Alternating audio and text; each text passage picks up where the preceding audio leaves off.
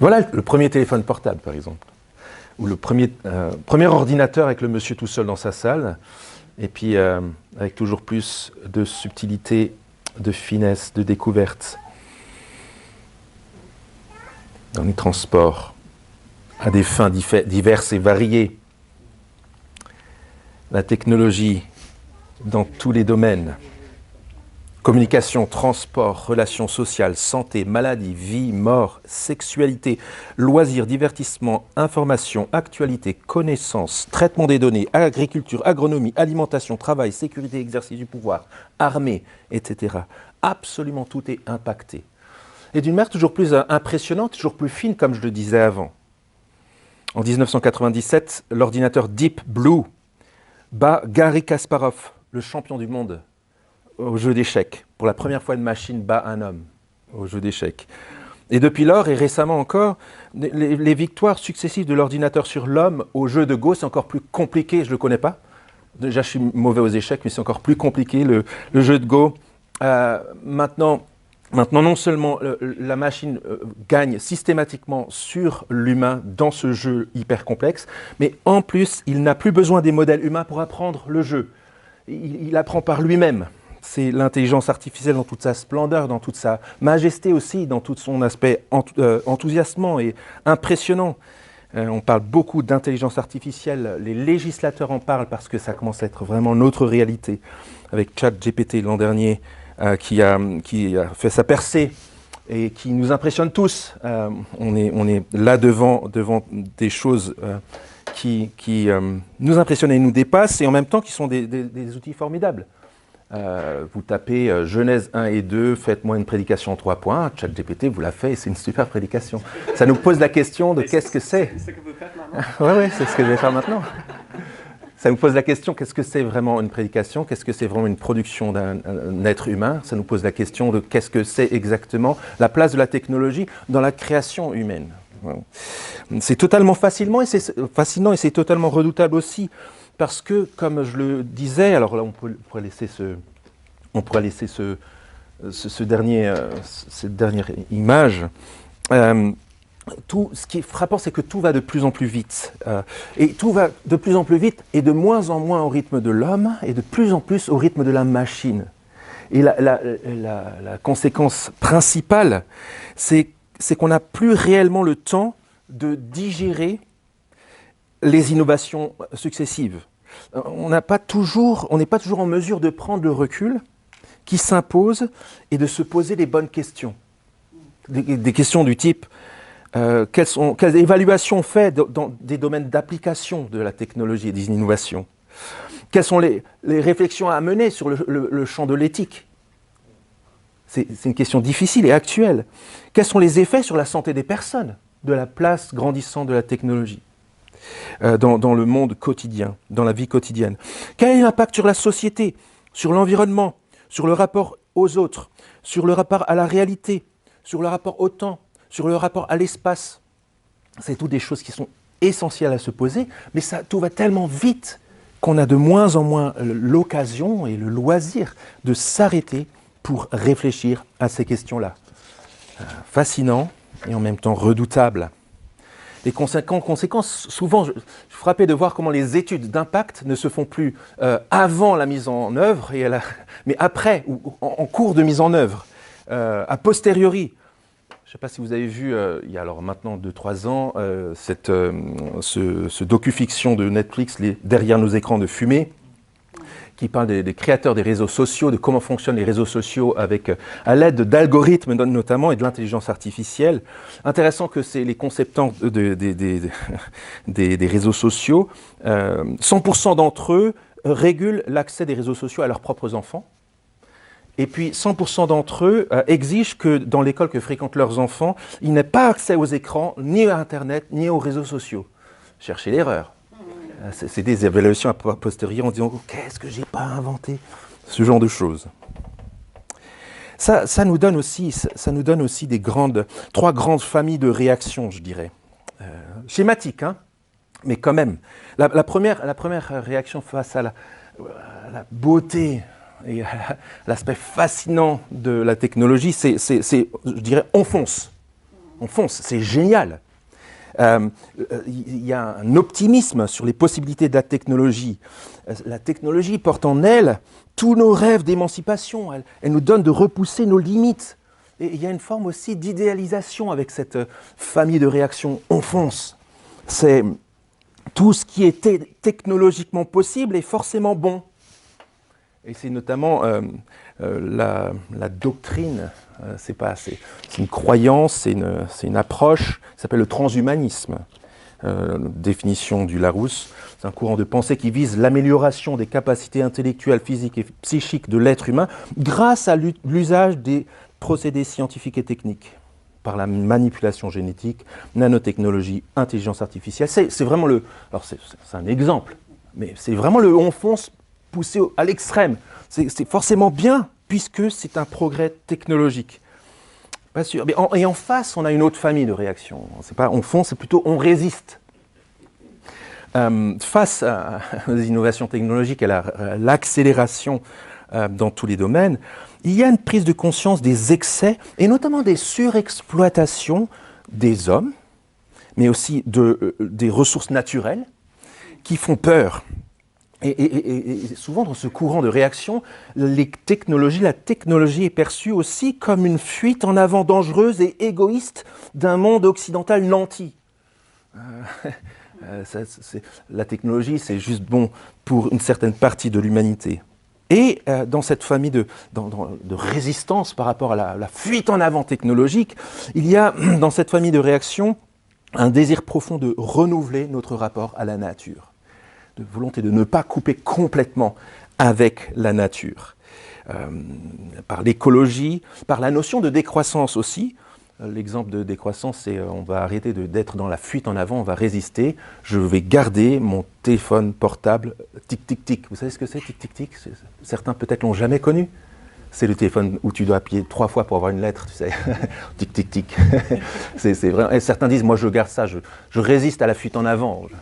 Il y a l'idée de décroissance, comme ça on ne va pas aller sans arrêt en train de produire, d'exploiter, de surexploiter les hommes qui produisent dans des régions pauvres du monde mon smartphone, mais aussi les ressources des superconducteurs notamment, les ressources dont on a besoin, des métaux rares qui nous aident à construire cela. Et puis un peu entre les deux, c'est la troisième famille, c'est le rôle un peu d'arbitrage. C'est un peu les conseils d'éthique en tout genre. L'humanité est mûre, elle sait prendre le recul qu'il faut. On tranche pour ce qu'on juge bien, bon et acceptable aujourd'hui, en essayant de tisser ensemble l'humain, la technologie, l'humain dans la technologie, la technologie dans l'humain, mais avec une forme de relativisme à la fois géographique, ce qui est bien et bon et acceptable, pas forcément selon les critères d'ailleurs dans le monde. Ce qui est bien et bon ici n'est pas forcément bien et bon ailleurs. Et puis un relativisme historique. Ce qui est pas acceptable aujourd'hui sera peut-être acceptable demain. Alors voilà, 3 sortes de réactions. Les on fonce, on résiste, et puis on essaie d'arbitrer, de gérer un peu les deux ensemble. Comment faire le tri? C'est un peu le genre de questions qu'on se pose. Quel positionnement avoir? Selon quels critères? Sous quelle autorité? Qui aurait le droit de nous dire là, stop, quoi? Ou là, super, fonce. Pouvoir manger des fraises au cœur de l'hiver. C'est cool ou pas cool? Donner un smartphone à 8 milliards d'êtres humains, c'est possible ou c'est pas possible? Repousser l'espérance de vie à 180 ans, c'est bien ou c'est pas bien? Cloner un embryon pour guérir des maladies, est-ce que c'est permis ou c'est pas permis? Pourquoi? Quand? Comment? Dans quelles circonstances? Etc. Vous avez certainement vos exemples dans votre actualité. Et derrière ces questions très pratiques, très, très pragmatiques, il y a des questions sous-jacentes qui sont de première importance, elles. Ce qui est possible, est-ce toujours ce qui est bon?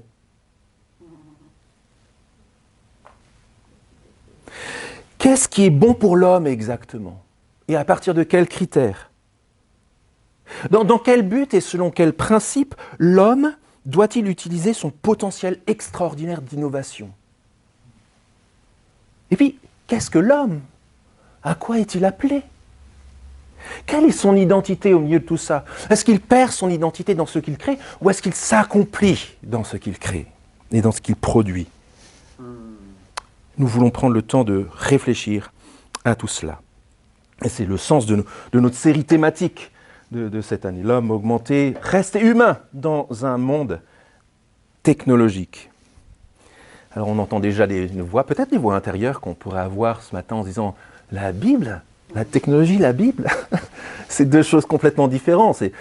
La Bible a été écrite avant l'âge de la technologie, du numérique. La Bible n'a rien à nous dire sur le sujet, et peut-être même plus encore. Peut-être que certains parmi nous se disent cela, et je comprendrais, au vu des excès de l'histoire, cette idée que la Bible et le christianisme ont été des facteurs qui ont inhibé la créativité, qui ont empêché la recherche, qui ont bridé l'homme dans sa capacité créatrice. Donc en fait, l'homme, le vrai homme, l'homme augmenté, c'est l'homme post-biblique. c'est ça le vrai homme. Alors bien sûr, dans la Bible, il n'y a pas de trace de mot smartphone, ni en grec, ni en hébreu, ni en araméen, ni technologie, même pas IA, désolé, intelligence oui, artificielle peut-être. Alors, le mot tablette existe, c'est Moïse par exemple qui avait des tablettes, même le cloud, le nuage, la nuée de laquelle vient l'écriture sur les tablettes par exemple, ça c'est, mais pas dans ce sens auquel on l'utilise aujourd'hui. Et l'idée, c'est de mettre de côté un minimum, un petit peu nos présupposés, peut-être même nos préjugés sur la Bible. Parce qu'au fil des siècles, 15 siècles de rédaction, 66 livres écrits par 40 auteurs différents, dans des contextes différents, eh bien, en fait, toutes ces questions que nous nous posons aujourd'hui sur la question de la technologie étaient déjà en germe, sont déjà là pour nous aider. C'est la même humanité, avec les mêmes contraintes, les mêmes rêves, les mêmes potentialités, les mêmes défis, juste un peu plus tôt dans l'histoire. C'est tout. Et nous avons, et nous disons-le au début de cette série, une double promesse. La première promesse, c'est que par la Bible, elle reste dans les mains, ouverte, on va l'ouvrir bientôt. Par la Bible, Dieu nous donne ce dont nous avons besoin pour penser à la question du rapport entre le progrès technologique et la définition de qui nous sommes. Il y a moyen de devenir sage sur cette question. Et de savoir ce que c'est vraiment être humain et rester humain face au développement extraordinaire de la technologie. Et puis la deuxième promesse porte précisément sur la notion d'homme augmenté. Dans la personne de Jésus-Christ, son Fils, l'homme parfait, celui, je cite l'épître de Paul aux Colossiens, celui de qui, par qui et pour qui tout a été fait, en qui, je cite toujours Paul dans l'épître aux Colossiens, réside tout le trésor de Dieu dans la sagesse et dans la connaissance. En lui, Dieu veut nous conduire vers une forme d'homme augmenté, vers une humanité nouvelle, mais une humanité restaurée, dans sa dignité d'homme faite à son image et pour sa gloire. Et disons-le dès le départ, notre désir de progrès humain, d'accomplissement technique, innovation, invention, technologique, numérique, notre désir d'atteindre l'épanouissement dans toute notre potentialité et de servir par nos innovations technologiques au cœur de la nature, le bien, le vrai et le beau, tout cela nous vient de Dieu. Ce n'est pas étranger à notre nature d'être humain, créé par Dieu. Ça nous vient du Créateur, cette capacité créatrice. Et cette capacité-là ne peut pas s'exprimer sans lui. Et voilà le chemin qu'on va suivre ensemble, qui nous conduit à... Alors, l'homme augmenté, ce n'est pas présent dans la Bible, mais la notion est là.